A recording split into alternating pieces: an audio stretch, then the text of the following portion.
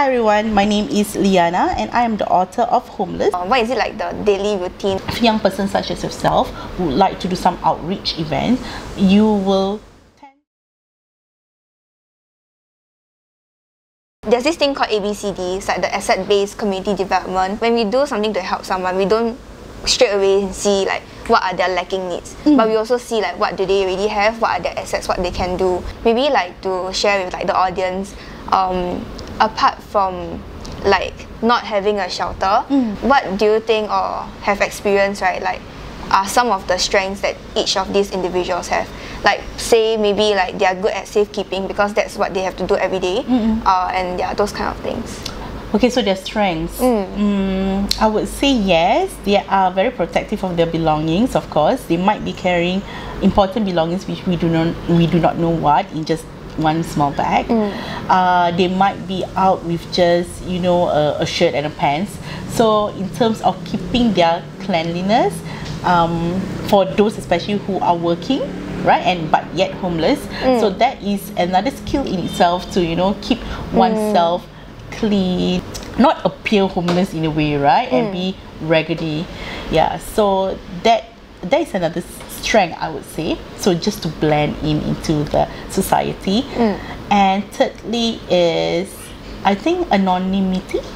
Do I pronounce that correctly? I think so. Yeah. So being anonymous and not being front about, hey, I'm homeless here, can you help me, something like that. Yeah. But just blending into the society, appearing as any individual Singaporeans, so that no one knows like what's going on with them and they do not attract any unwanted attention. So that's a strength in itself, Yeah. It's like a chameleon in a way. It's like camouflaging. Yes, and exactly. blending. Yeah. So you mentioned that some of them will have like gone for work, but then what do like the other people who don't have work? Like what do they do in the day, having to wake up at 4 a.m. and then like until late night? Until late night, right? Yeah. So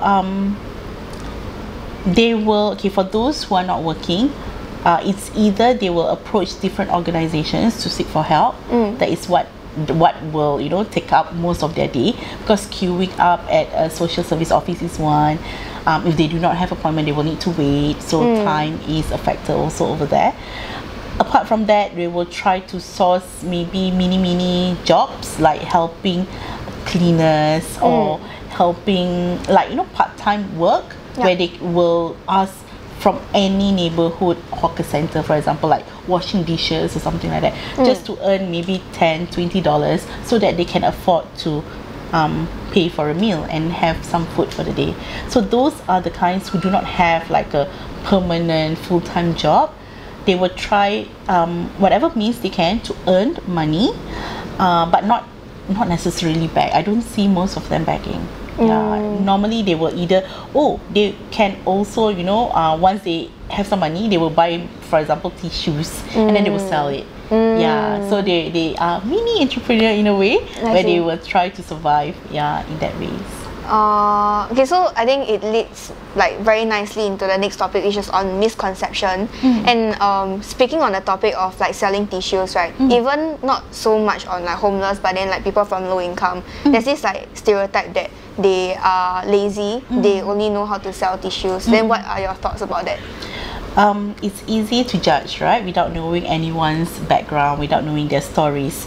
However, perhaps if you can see it in a different lens, where ask yourself, if you are one of a person where you are stripped to the bare, in which you do not have any secure jobs, you do not have any house, maybe you are from a low income family, that is where, if let's say that person have less skills, or they have exhausted all options to either look for work or look for assistance, this might be their last resort, in selling tissues. Or it could be like something to tide over when they have, a foreseeable engagement or foreseeable employment in the future, right?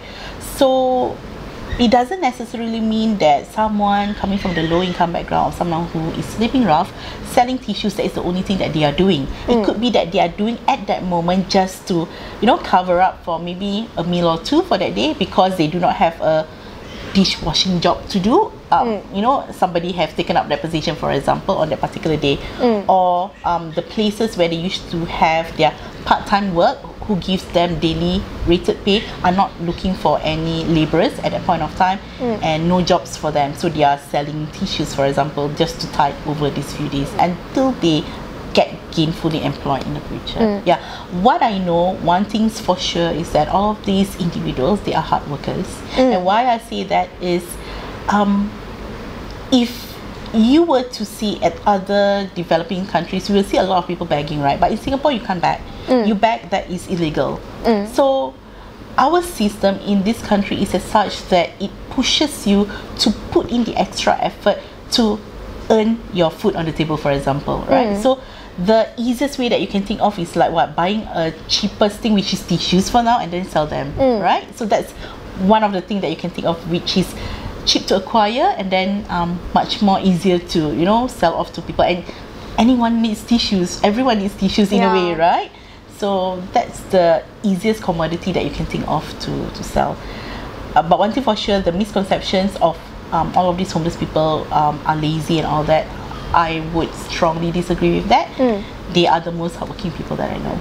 Yeah. And like from my experience, like working on streets and MRTs, right, I also have seen like some not really so much on homeless, but then like people selling tissues are like more innovative. Like they will try to sing, and like really, instead of just like selling tissues and standing there, they are really like putting effort to do so. And I think like usually the tissues they sell are like at $1, it's like maybe like at most $2 for cheap packets. But then in my experience, like talking to my friends and all, we don't really have the habit of like even exchanging for like a packet or like 2 tissues. Yeah, I get what you mean. Because normally if I were to see them, right, I would just in dignity, I would just take a packet of tissue, but I will give them the $2. Although they sell like 3 packets of tissue for $2, for example. But that is in exchange, I will just take 1 tissue to provide them as a dignity where they earn that money for them, and not in a way where they are begging and then people just, you know, throw money to them. You know?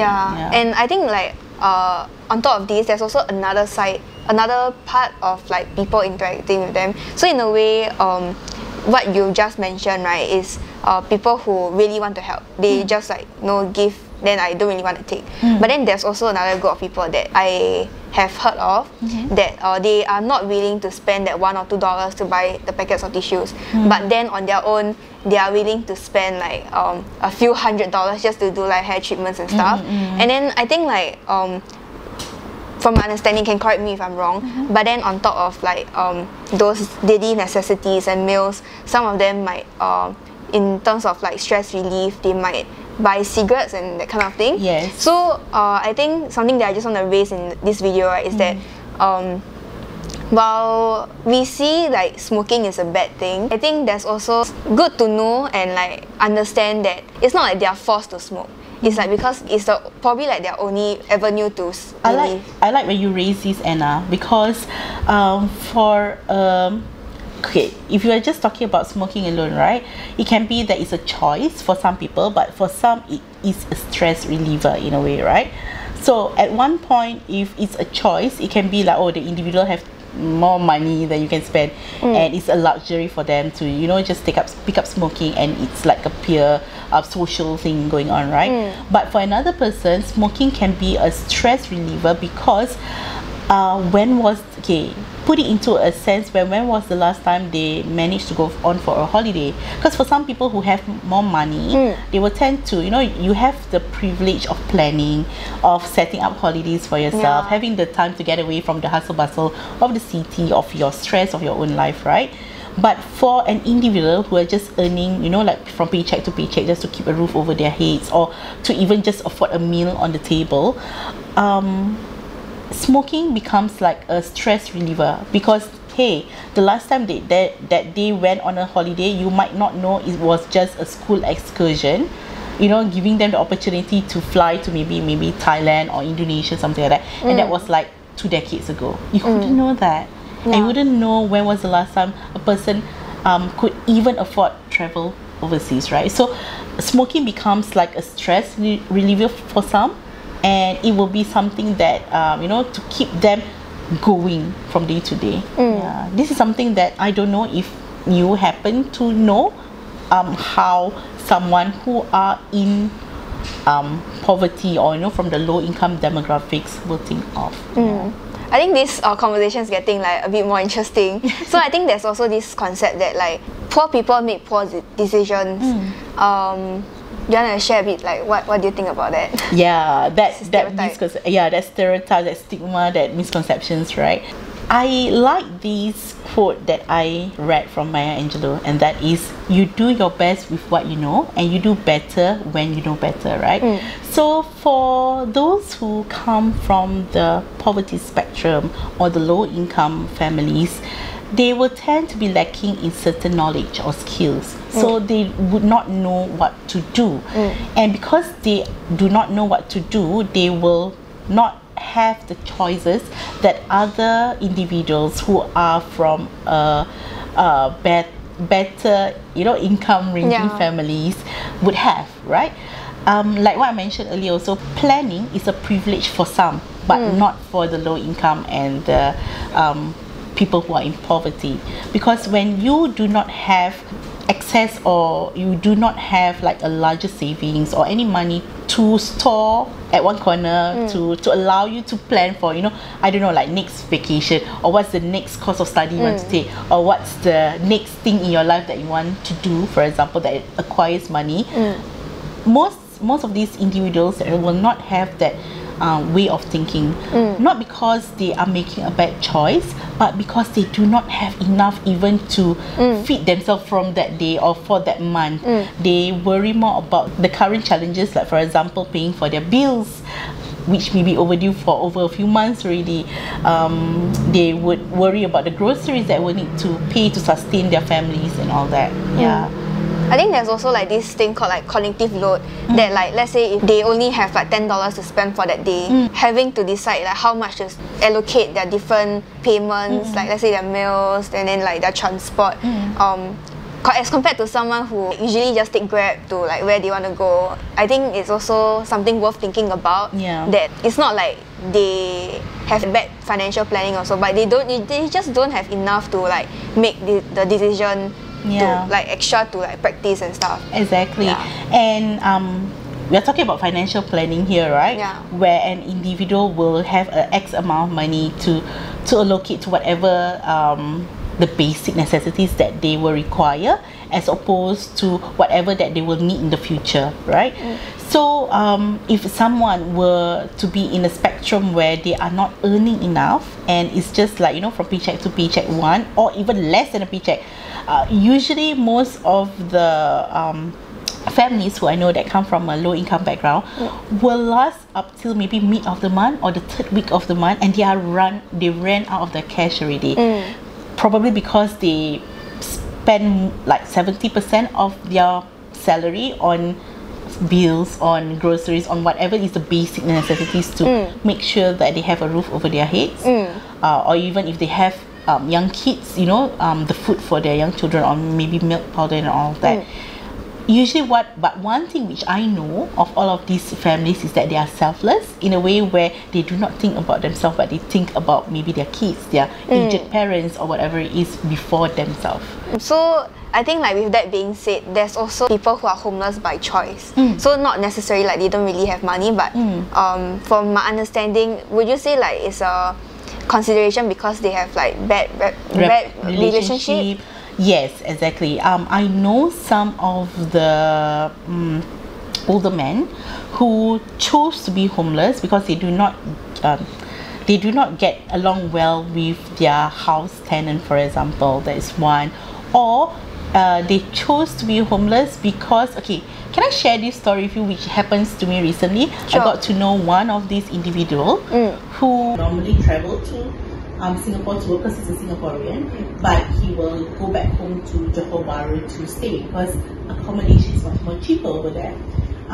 He have a house here in Singapore which he rents out because he will need to use that income from the rental to help offset for whatever dues he have, whatever bills from his failed business before, right?